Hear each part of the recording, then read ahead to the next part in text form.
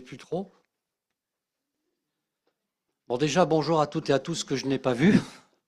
C'est la moindre des choses. Et puis, bienvenue vraiment à tout le monde. Pour ceux qui ne me connaissent pas, je suis le pasteur donc de l'église de Vienne, entre autres. Voilà. Donc, bienvenue à ceux qui nous visitent et à ceux qui viennent pour les premières fois. Je disais donc ce matin, cette nuit, hier, je ne sais plus trop, je ne savais pas ce que je devais vous apporter en fait. Alors je suis venu avec 2 messages. C'est pas commun quand même. Hein. Et je suis venu avec ma clé USB et je ne savais pas lequel j'allais apporter. Et quand j'ai entendu certaines prières, j'ai compris. Ce matin, je voudrais donc à travers un texte, justement, voilà, qui n'est pas facile au premier abord de comprendre, j'aimerais insister ce matin, à travers la parole de Dieu, c'est vraiment ce que je ressens sur le cœur, sur le témoignage. Mais comprenez-moi bien, le témoignage de Dieu pour vous. Ce matin, je voudrais vous présenter les plus puissants témoins que vous ne rencontrerez jamais.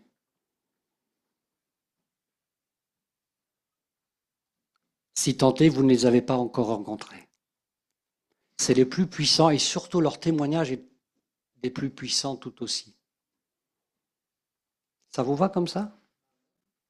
À travers un simple texte, quelques versets seulement, eh bien nous allons découvrir pour les uns, redécouvrir pour les autres. Eh bien ces vérités. Amen.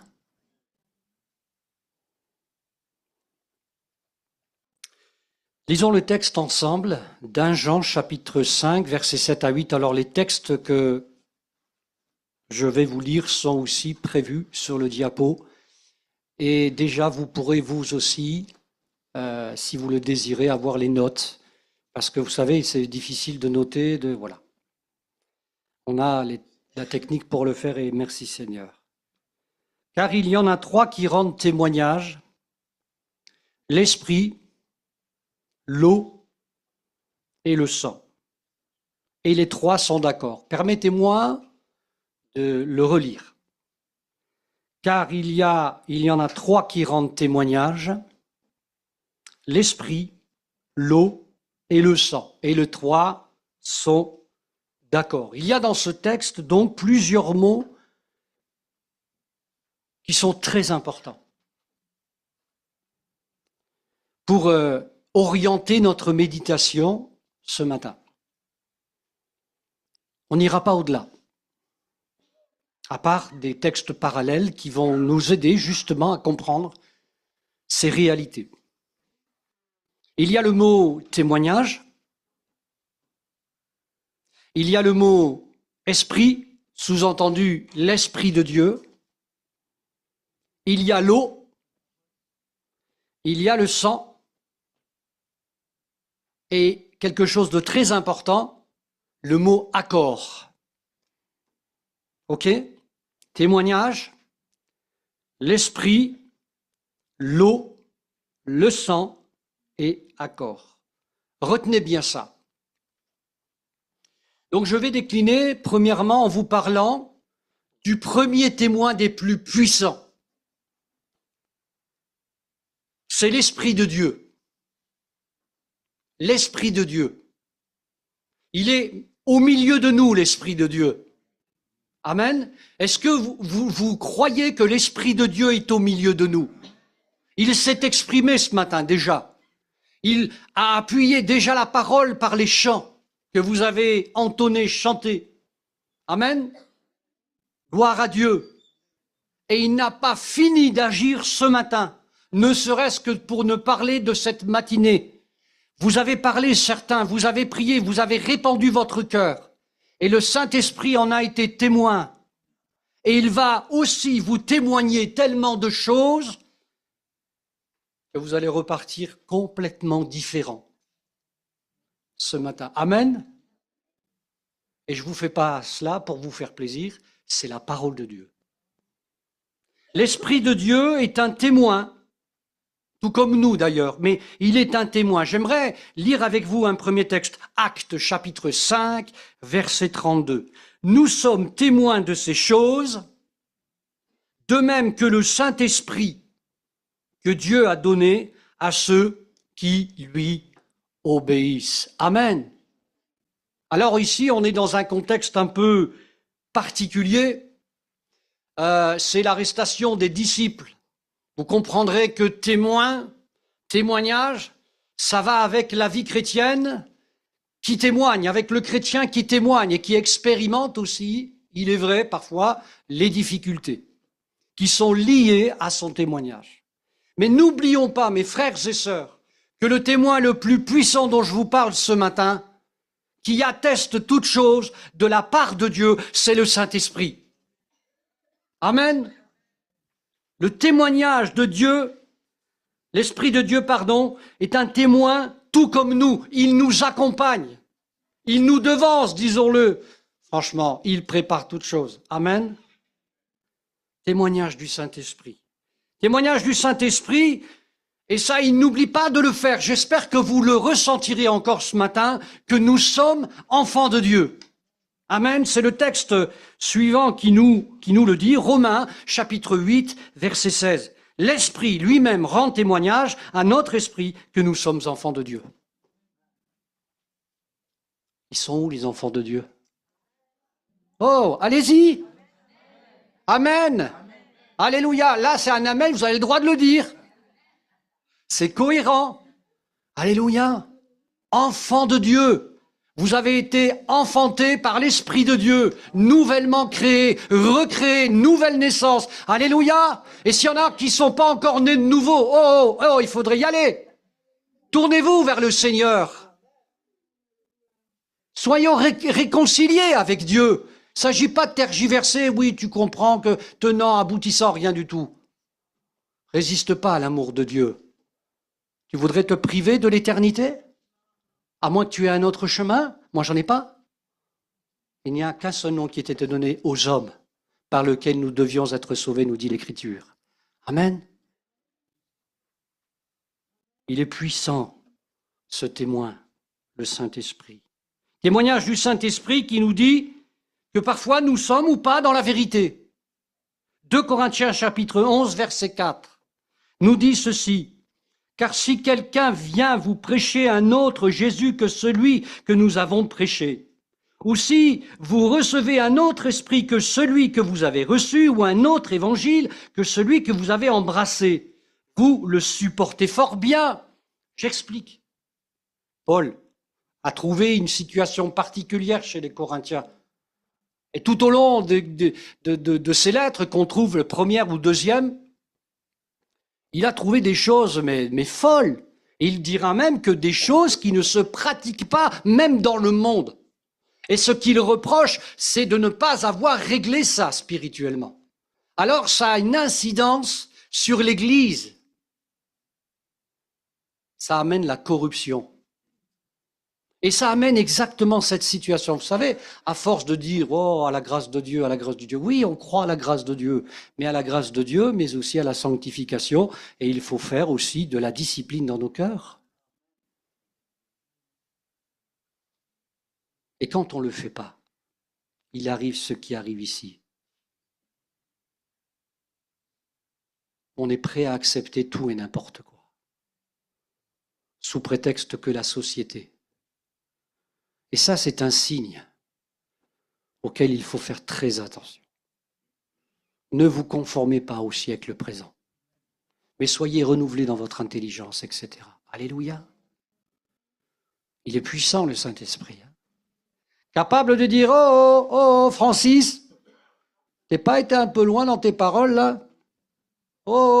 Ça, c'est bien, mais c'est pas ma volonté. Tac, droite, à gauche, devant, derrière, il nous recadre. Ça vous fait peur? Ben non, parce que c'est une preuve d'amour. Nous ne sommes pas des enfants illégitimes. Il châtie ceux qu'il aime. Amen. Et ça, c'est vraiment justement une preuve d'amour. Amen. Témoignage du Saint-Esprit, voilà que nous sommes ses enfants, que nous sommes les enfants de Dieu. Témoignage du Saint-Esprit qui nous éduque et qui nous reprend parfois, il est vrai. Le deuxième témoignage et témoin dont je voudrais vous parler d'après ce texte, c'est après le Saint-Esprit, c'est l'eau. Alors l'eau, l'eau ça coule. C'est l'eau de la parole. Lorsqu'il est question de l'eau ici, il est question de l'eau de la parole. Cette eau qui n'est autre la parole de Dieu. Éphésiens chapitre 5, verset 26 nous dit ceci. Afin de la sanctifier en la purifiant et en la lavant par l'eau de la parole.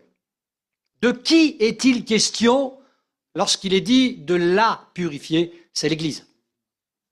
C'est l'Église. Permettez-moi, pour un peu plus de contexte, de lire, on remonte, verset 22 jusqu'au verset 27, donc on relira le texte que je viens de prendre.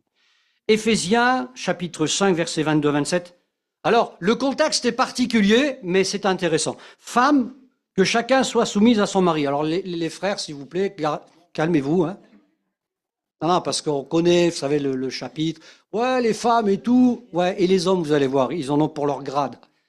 Femmes, que chacun soit soumise à son mari. Je le dis en passant, que chacun ait son mari. Exclusivité. C'était ça à l'origine.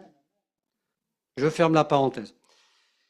Comme au Seigneur, car le mari est le chef de la femme, comme Christ est le chef de l'Église, qui est son corps, et dont il est le sauveur. Or, de même que l'Église est soumise à Christ, les femmes doivent aussi l'être à leur mari en toutes choses. Mari, vous êtes là? Si vous êtes marié, bien sûr. Mari, que chacun aime sa femme, comme Christ a aimé l'Église, et s'est livré lui-même pour elle. Afin, c'est le texte qu'on a vu, afin de la sanctifier, voilà, en la purifiant et en la lavant, donc il y a purifié, lavé par l'eau de la parole.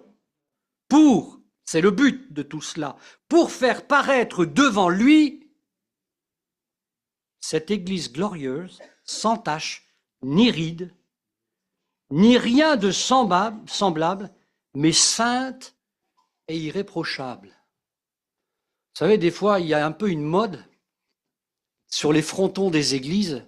Alors nous, on va, alors je ne vais pas donner parce que sinon je vais me faire pas des amis. Mais on met, vous savez, c'est un peu un phénomène humain. Il faut que l'église, elle s'appelle comme ça. Vous savez, c'est bien tout ça, mais tout vieillit, hein. Tout passe de mode. Vous imaginez si on mettait sur le fronton de l'église de Givors, église pure et irréprochable.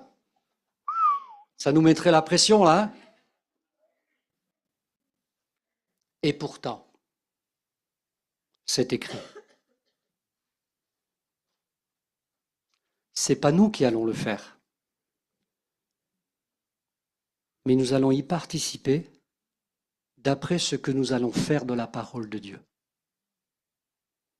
Car Dieu va se servir et se servira toujours de la parole de Dieu pour changer l'Église.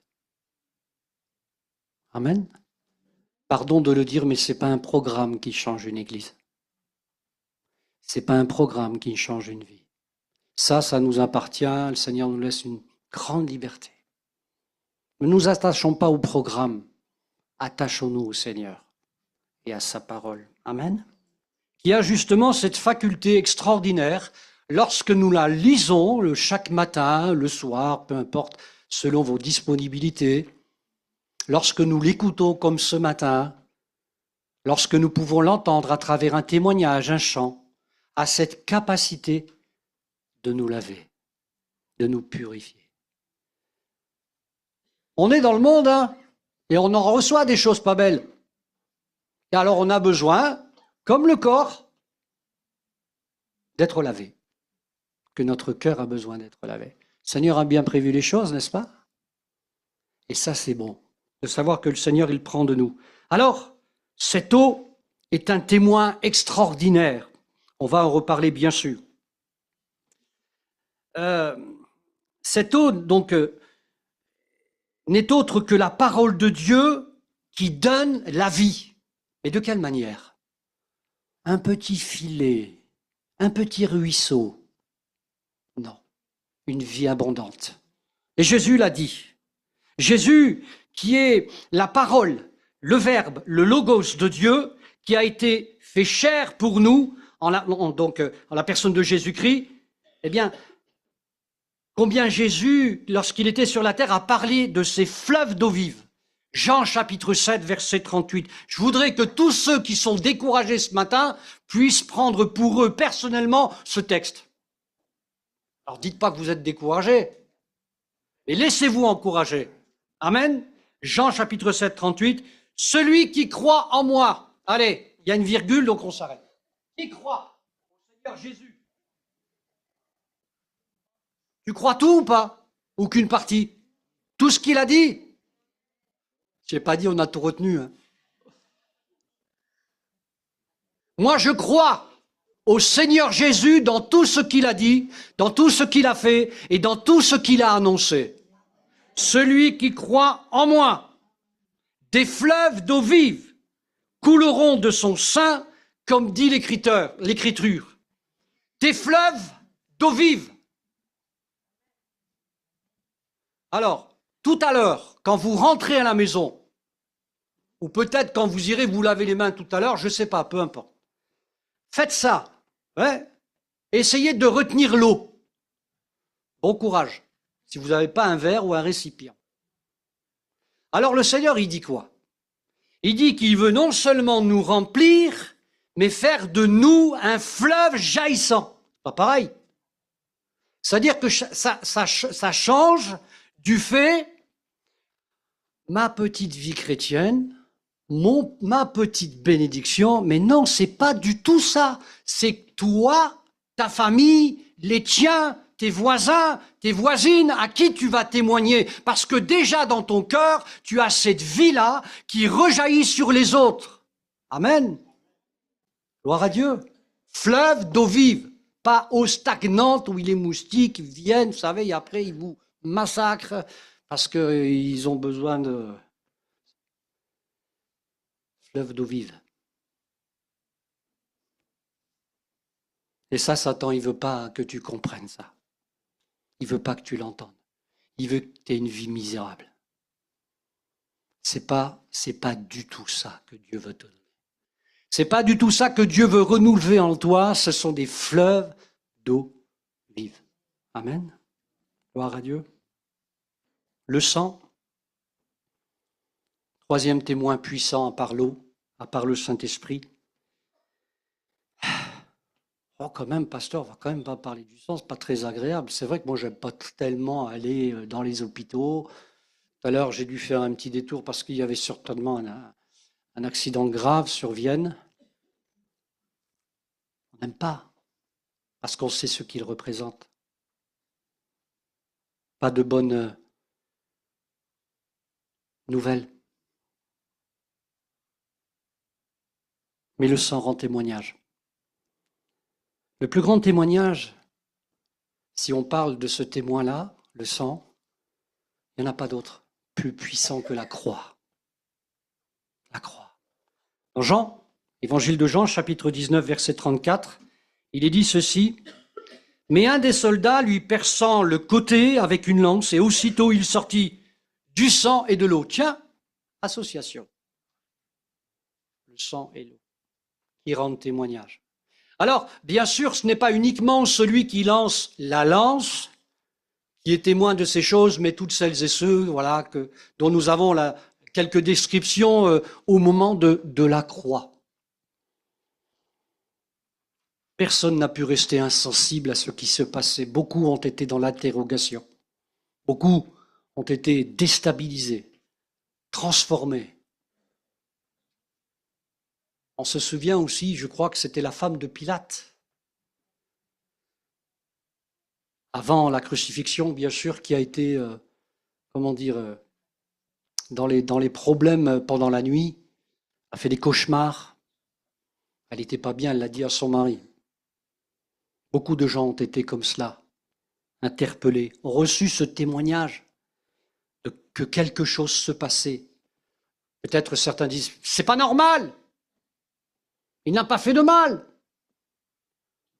La croix, scandale pour ceux qui périssent, c'est-à-dire ceux qui n'ont pas d'espérance, mais puissance de Dieu pour ceux qui croient. Amen. Le plus grand témoignage, c'est la croix. Mais mes frères et sœurs, il y a d'autres témoignages qui parlent de ce témoin, le sang. Je vais juste aller et prendre 3 textes dans Hébreux chapitre 9 et qui nous résument ce que Jésus est venu faire. C'est très important. Hébreux 9, 12 nous dit « Et il est entré une fois pour toutes dans le lieu très saint, non avec du sang, avec le sang des boucs et des veaux, mais avec son propre sang, ayant obtenu une rédemption éternelle. » Avant la croix, il y a eu des témoignages avec le sang, les sacrifices qui se faisaient ordonner par Dieu, donnés à Moïse, on va le lire, qui étaient préparatoires à la venue de Christ, acceptant de mourir à la croix et de payer le prix du sacrifice ultime. Il ne pouvait pas en être autrement. Hébreux 9, 19 nous dit ceci. Moïse, après avoir prononcé devant tout le peuple tous les commandements de la loi, prit le sang des veaux et des boucs, avec de l'eau, de la laine écarlate et de l'hysope. Et il fit l'aspersion sur le livre lui-même et sur tout le peuple en disant, etc. Et puis Hébreux 9, 21 dit ceci. Il fit pareillement l'aspersion avec le sang sur le tabernacle et sur tous les ustensiles du culte. Vous imaginez là la scène? Si on était encore sous la loi, vous seriez aspergé de sang. La Bible que j'ai là, sous une autre forme, serait aspergée de sang. Oh!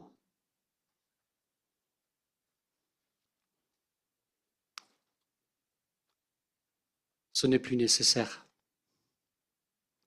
car Jésus a payé le prix.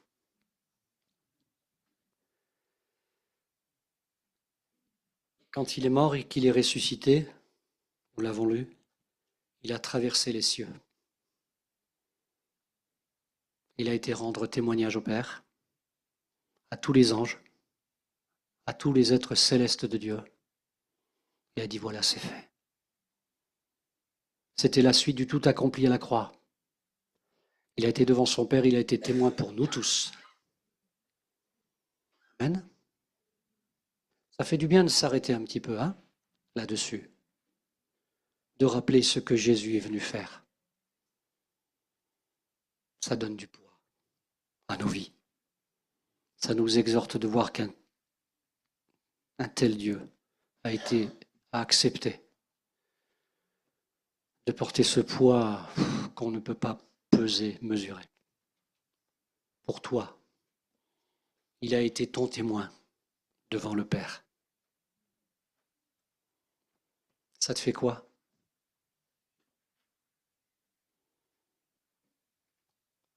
Tu devrais dire au moins ouf, parce que j'imagine que si j'aurais dû me présenter devant Dieu, j'aurais rien eu à dire. Et lui, il a parlé par ses œuvres. Amen. Le sang témoigne, mes frères et sœurs, de 2 choses principales, comme si le sang avait 2 messages. Lorsqu'on parle du sang qui a été répandu à la croix. J'en veux pour preuve déjà Luc chapitre 13, versets 1 à 5.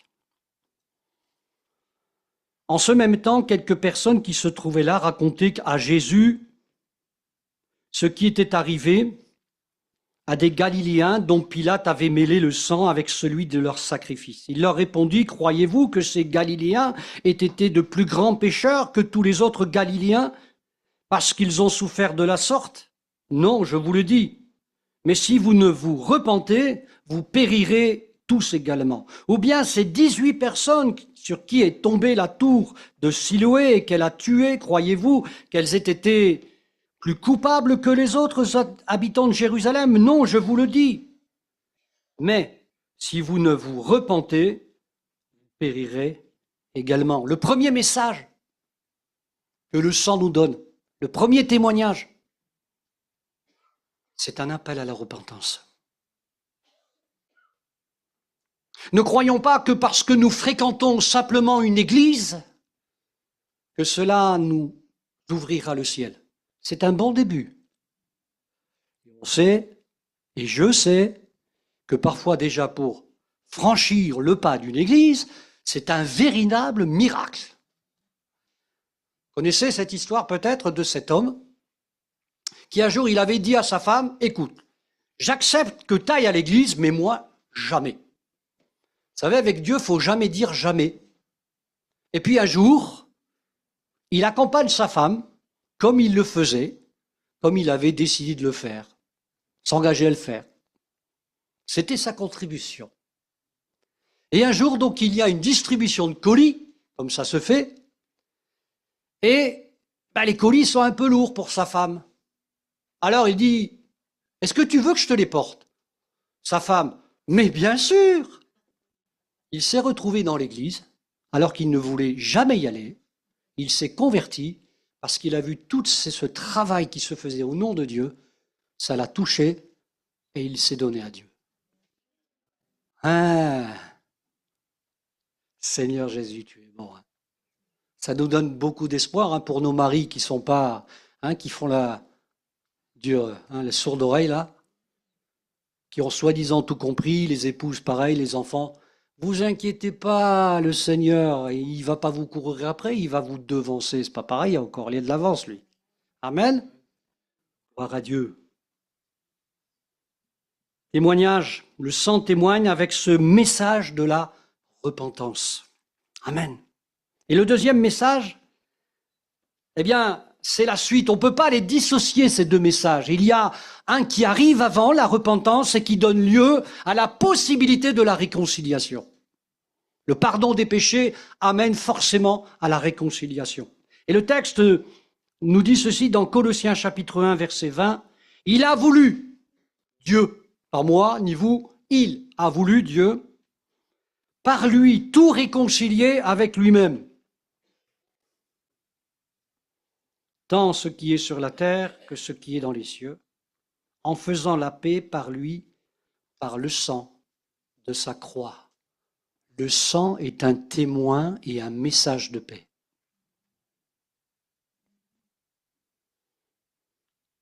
Si aujourd'hui, mes frères et sœurs, vous n'avez pas peur de la mort, c'est grâce au sang de Jésus qui a coulé à la croix. Si aujourd'hui vous avez une véritable espérance, c'est à cause de ce message de réconciliation dont vous avez bénéficié. Amen.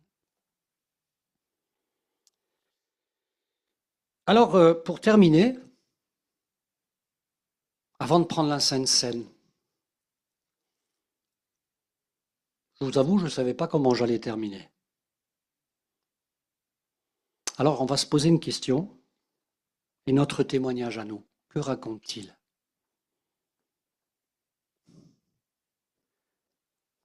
Notre témoignage à nous, que raconte-t-il?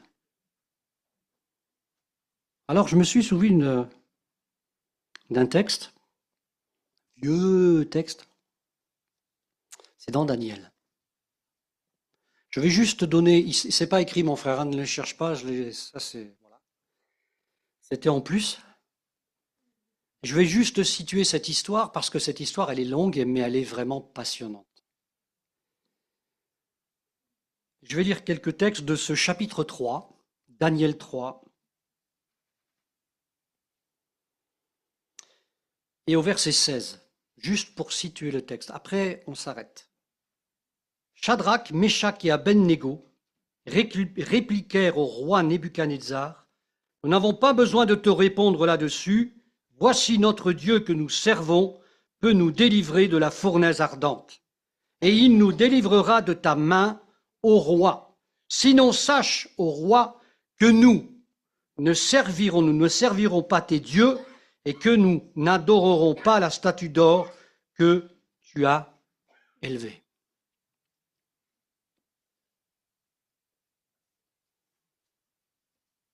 Trois témoins dans cette histoire qui vont être rejoints par un quatrième.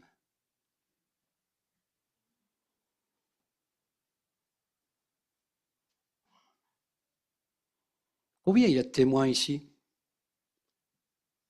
50? Ok? Je me fie à votre déclaration de foi. Vous avez dit que vous croyez en Jésus-Christ. Hein? Là, il y en a 3. Et ces 3-là, par rapport à toutes celles et ceux qui adorent et qui se prosternent devant cette statue d'or, il y en a un qui arrive. C'est le plus puissant des 3. On ne l'appelle pas Jésus-Christ, ce n'est pas écrit, mais c'est lui qui vient. Et déjà, dans l'Ancien Testament, dans toutes ces historiques, il était là. Amen.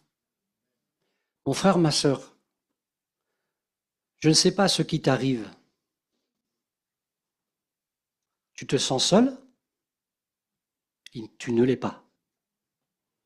Ce même personnage, celui qui est venu à la croix, celui qui est ressuscité, celui qui est parti te préparer une place et qui reviendra te chercher, c'est le même témoin, plus puissant que de tous les témoins. Et ce qui est formidable, c'est que non seulement nous avons Jésus-Christ, nous avons le Père et nous avons le Saint-Esprit. Et quand dans le texte que nous avons vu ensemble, il dit les 3 sont d'accord, ça nous parle de la Trinité. Dans la Trinité, tout le monde est d'accord. Tout le monde va dans le même sens. Amen. Il n'y a pas de plus ou de moins. Et toi, tu t'es associé à cette Trinité par l'engagement. Tu as accepté la croix, tu as accepté le pardon de tes péchés, tu crois de tout ton cœur que Dieu a inscrit ton nom dans le livre de vie. Amen. Et Dieu s'est associé à toi, toi tu t'es associé à lui. Amen. On n'est plus 3, on est plus. Des milliers et des milliers et des milliards depuis toutes les générations que Dieu appelle des hommes et des femmes. Amen. Et tu dois te souvenir ça. On va prendre la Sainte Seine. Les frères, approchez-vous s'il vous plaît. Approchez-vous.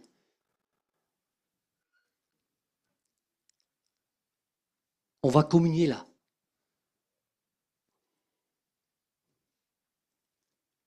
Il y a plus que le pain et le vin. Le plus, c'est ce pain et ce vin, c'est ce qu'il représente qui est important. Amen. Et nous sommes venus adorer ce Sauveur et ce Seigneur ce matin. Amen. Alors toutes celles et ceux qui... On va faire les choses simples, les frères. Ne vous inquiétez pas, on va prier. Mais je voudrais inviter toutes celles et ceux qui sont passés par les eaux du baptême à vous lever. On va prendre la Sainte Seine, s'il vous plaît. Si vous le pouvez, bien sûr.